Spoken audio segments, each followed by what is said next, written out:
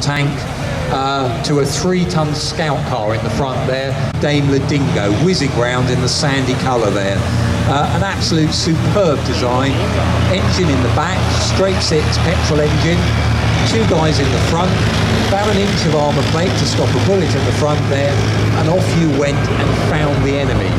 You had speed in that vehicle. You could whip around the battlefield up to about 55 miles an hour, and you actually had a fluid flywheel that meant you could whip into reverse and go just as fast backwards as you could forward.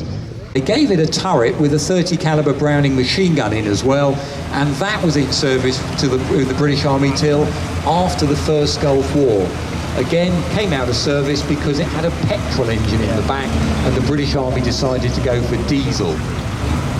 Behind the Ferret we got Saladin, slightly bigger vehicle, different way of doing reconnaissance, because with a vehicle like that you've got a bigger gun on it.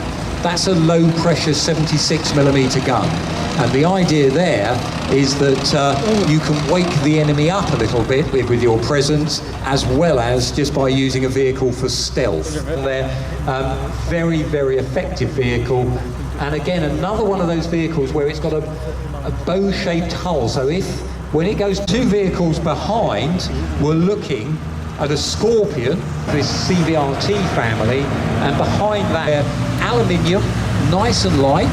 They got them moving, speedy. They wanted them to be light because they wanted them to be air portable. 2 of these vehicles could fit in a Hercules and be transported anywhere around the world.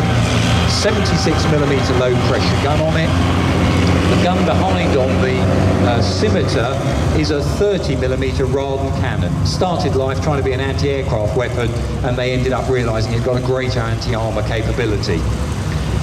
Those vehicles were used for reconnaissance in the British Army. Behind them, we've got a couple of American M3 half-tracks, which had an interesting life. They were first designed, used as APCs, used as vehicles to knock out tanks as well. They put a 75mm gun on the back, and at times, amazingly, was also used for reconnaissance vehicles the Americans made in the Second World War. And we've also got driving around the museum's M16 version of the half-track with those 50 caliber machine guns on the back.